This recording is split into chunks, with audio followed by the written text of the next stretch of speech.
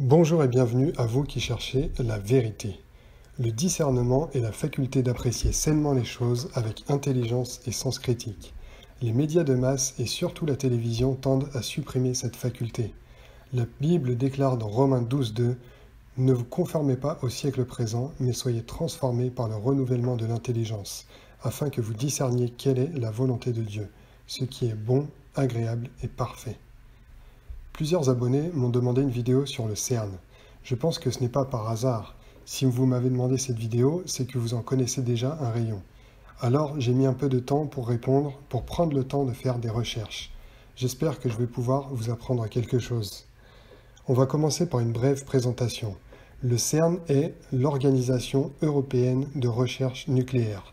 Il a été créé en 1952 dans le but de répondre à certaines questions sur l'univers. Comment a-t-il été créé?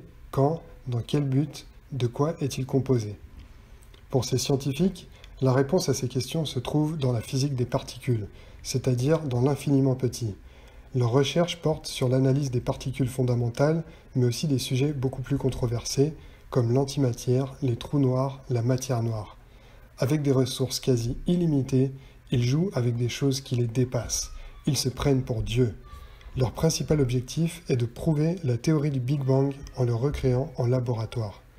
C'est ainsi que plus de 10 milliards de dollars ont été dépensés en 2008 pour construire le plus grand accélérateur de particules au monde, un tube de 27 km de circonférence dans lequel on crée un choc frontal entre deux protons qui sont propulsés chacun à la vitesse de la lumière.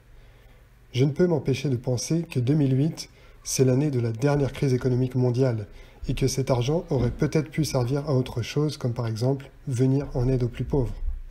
Je ne peux m'empêcher de penser aussi qu'aujourd'hui, pour répondre aux mêmes questions, on peut acheter une Bible au supermarché pour 1 euro. Mais les frais ne s'arrêtent pas là. Le coût d'entretien annuel a toujours été gardé secret. Par contre, ce qui n'est pas secret, c'est que cette énorme machine est arrivée en fin de vie, et qu'une plus grande, plus moderne est en cours de construction.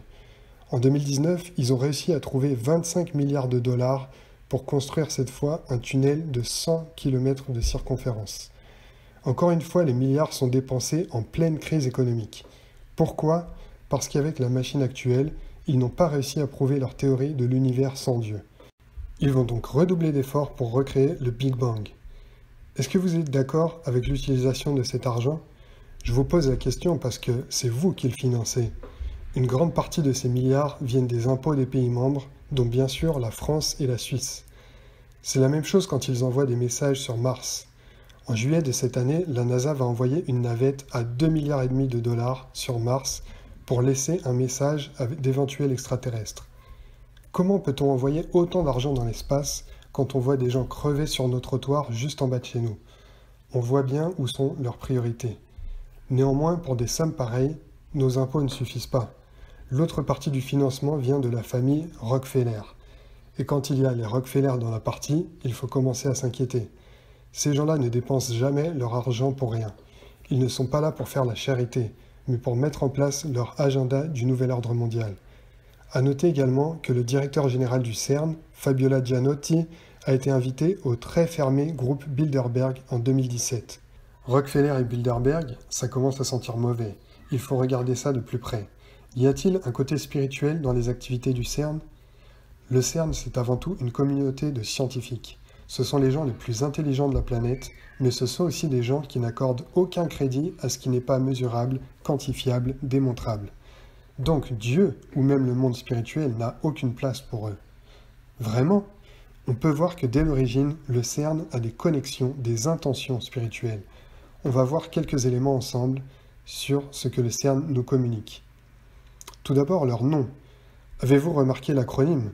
Tapez CERN sur Google ou Wikipédia et vous obtenez Organisation pour la recherche nucléaire. Ça fait OERN, pas CERN. Pour des scientifiques qui ont un QI moyen de 200, ça fait grossier comme erreur. C'est parce que ce n'est pas une erreur. C'est une référence, un signe de reconnaissance pour Cernunnos. C'est un dieu celte qui est le gardien des portes de l'autre monde. Il est l'équivalent de Abaddon en hébreu ou Apollyon en grec. Ensuite, leur localisation. Le CERN est connu comme étant en Suisse, à Genève. En vérité, il se trouve à cheval sur la frontière franco-suisse, ou plutôt sous la frontière, car il est enterré à 100 mètres de profondeur. Cette situation est vraiment unique au monde. Pourquoi avoir construit le laboratoire sur une frontière?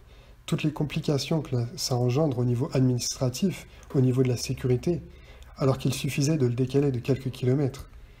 Ce n'est même pas une frontière entre deux pays de l'Union européenne, puisque la Suisse n'en fait pas partie.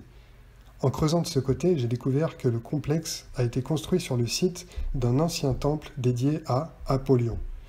Est-ce que le CERN devait impérativement se trouver à cet endroit précis? On va aborder maintenant un sujet que beaucoup d'entre vous connaissent déjà, le logo satanique du CERN. Un logo est une image qui doit représenter en un seul regard une institution en donnant le maximum d'informations sans pouvoir prononcer un mot. Donc on voit que le logo représente le 666, le chiffre de la bête. Cette représentation en spirale est très répandue dans d'autres domaines spécialement dirigés par le diable, comme la musique et le cinéma. Ce logo n'est pas à prendre à la légère, il indique clairement à qui le CERN est dévoué. Quel est le lien entre le satanisme et la physique quantique? N'oubliez pas que leur but est d'éloigner l'humanité de Dieu. Ils veulent expliquer la naissance de l'univers par une collision tout à fait accidentelle. Tout cet argent dépensé sert à prouver que Dieu n'existe pas. Leur découverte la plus importante à ce jour est le boson de Higgs trouvé en 2012. Une particule infiniment petite qui est la clé de voûte du modèle standard. J'y reviendrai plus tard. Mais cette particule est appelée dans les milieux scientifiques la particule de Dieu. Ce boson prouve donc que Dieu n'existe pas, entre vous et moi. Alors qui a créé ce boson? Un autre élément troublant est la statue devant l'entrée du CERN. Il s'agit de la déesse hindoue Shiva en position de la danse Nataraja, c'est-à-dire une danse qui provoque le chaos pour pouvoir ensuite reconstruire le monde. Ça ne vous rappelle rien? Je vous encourage à regarder ma série de vidéos sur le nouvel ordre mondial. En tout cas, je trouve que pour des scientifiques purs et durs, cette statue ne représente pas quelque chose de très cartésien. On voit qu'en creusant un peu, on trouve de plus en plus de références spirituelles, mais pas forcément de bon augure. On va maintenant voir les communications que le CERN sort à l'intention du grand public. En 70 ans d'existence, le CERN a très peu communiqué en dehors du cercle scientifique. Alors quand il le fait, ça n'est pas à prendre à la légère.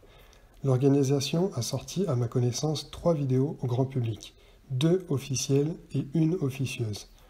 La première, en 2009, est une vidéo de 3 minutes intitulée « Black Rain ». On y voit une étoile tomber du ciel sur Terre et provoquer une grande éruption de feu. Cela m'a clairement fait penser à Apocalypse 9. Le 5e ange sonna de la trompette, et je vis une étoile qui était tombée du ciel sur la terre. La clé du puits de l'abîme lui fut donnée, et elle ouvrit le puits de l'abîme. Et il monta du puits une fumée comme la fumée d'une grande fournaise, et le soleil et l'air furent obscurcis par la fumée du puits. Le titre Black Rain fait référence aux retombées radioactives d'Hiroshima et Nagasaki qui ont fait 250 000 morts. La deuxième, en 2015, est une vidéo de danse-opéra documentaire appelée Symmetry. On y voit une personne à l'identité mystérieuse, entièrement vêtue de noir, manipuler les scientifiques du CERN avec comme seule phrase « À la recherche de la plus petite particule, il découvre une danse du cosmos ». La danse du cosmos, c'est cette danse Nataraja dont j'ai parlé plus tôt, la même danse que la statue de Shiva à l'entrée du CERN. L'être manipulateur mis en scène dans le clip est Satan, qui en effet manipule les scientifiques, qui pour la plupart ne savent pas dans quoi ils ont embarqué. Ils ignorent la dimension spirituelle du CERN et vont découvrir tout à fait autre chose que ce qu'ils voulaient trouver. Le titre Symmetry fait référence au nouveau projet du CERN. Le nouvel accélérateur de particules doit prouver la théorie de la supersymétrie, comblant les lacunes du modèle standard actuel. Loin de moi de prétendre m'y connaître en physique quantique, ni même en physique simple d'ailleurs. Par contre, ce qui est assez facile de constater, c'est que plus les scientifiques découvrent, plus ils se rendent compte que leurs théories sont incomplètes. Je veux rappeler que tout ce qu'on nous enseigne à l'école sur le Big Bang, sur l'évolution, sur les lois de l'univers, ne sont que des théories. On oublie souvent de le dire, mais ce ne sont pas plus que des théories. Il manque encore aujourd'hui, en 2020, des éléments pour prouver comment l'univers est apparu, comment il fonctionne, comment la vie a pu naître. En soi, il n'y a rien de mal à faire des recherches pour comprendre le monde, au contraire. Mais j'aimerais qu'on arrête de nous présenter tout cela comme le seul modèle valable et indiscutable. Ceci étant dit, on va passer maintenant à la vidéo non officielle. Je l'appelle non officielle car elle n'a pas été labellisée ou reconnue par le CERN, mais je la considère tout de même comme une de leurs communications, car elle a été tournée dans l'enceinte sécurisée du CERN. Je parle d'un laboratoire ultra sécurisé, enfermant du matériel hors de prix et des secrets scientifiques, industriels et militaires uniques au monde. Je ne pense pas qu'on puisse y entrer aussi facilement que dans un square parisien pendant la nuit pour faire des Snapchats. Donc cette vidéo nous montre une cérémonie de sacrifice humain, certes fausse, mal faite, avec de mauvais acteurs, mais cette vidéo a forcément été faite avec le consentement du CERN.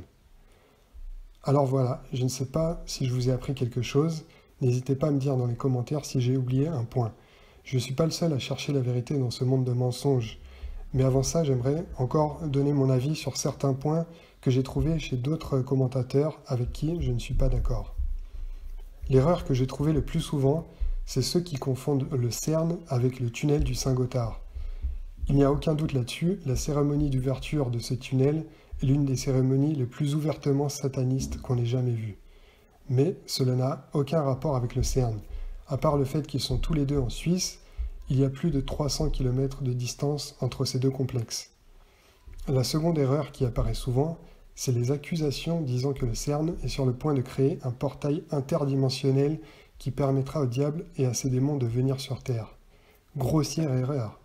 Selon la Bible, l'enfer n'est pas un endroit où règne le diable, mais un endroit où il sera puni à la fin des temps, où il va souffrir la torture pour l'éternité, avec ses démons et avec tous ceux qui n'ont pas accepté Jésus. En fait, toujours selon la Bible, le diable n'a besoin d'aucune porte dimensionnelle, car il règne non pas en enfer, mais sur la terre, et ce depuis qu'il a été chassé du ciel avec ses millions de démons. Par contre, il y a effectivement un lieu spirituel que le CERN cherche à atteindre. Il s'appelle l'abîme. On le voit avec le choix de leurs symboles, Shiva, Cernunnos, Apollyon. Ce sont différents noms pour un être spirituel extrêmement puissant et maléfique. Dans la Bible, il est appelé Abaddon, et il est le chef de ceux qui sont enfermés dans l'abîme. Ce sont des anges qui ont commis un péché très spécifique. Ils ont couché avec les femmes humaines, donnant naissance à des êtres non créés par Dieu.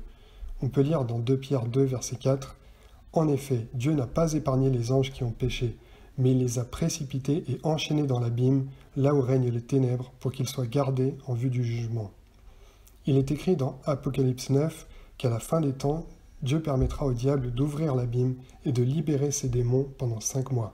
Verset 1. Je vis une étoile qui était tombée du ciel sur la terre, c'est Satan, et la clé du puits de l'abîme lui fut donnée. Elle ouvrit le puits de l'abîme. Verset 3. Il sortit du puits une multitude de sauterelles qui se répandirent sur la terre, et il leur fut donné un pouvoir semblable à celui qu'ont les scorpions de la terre. Il leur fut défendu de faire aucun tort à l'herbe de la terre, ni à tout ce qui était vert, mais seulement aux hommes qui n'auraient pas la marque de Dieu sur le front. Et on leur donna le pouvoir non de les tuer, mais de les tourmenter pendant 5 mois. Et le tourment qu'elle cause est semblable à celui que cause le scorpion quand il pique l'homme. Verset 11. Elles avaient pour roi l'ange de l'abîme, appelé en hébreu Abaddon et en grec Apollyon.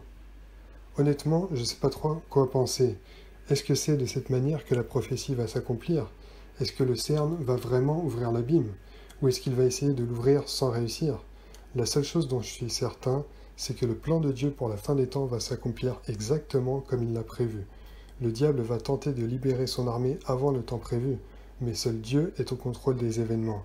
Pour nous, soyons prêts pour le retour de Jésus, car une grande tribulation va arriver, mais son Église sera enlevée avant.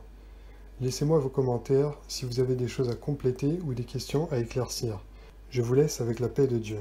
Ne vous conformez pas au siècle présent, mais soyez transformés par le renouvellement de l'intelligence, afin que vous discerniez quelle est la volonté de Dieu.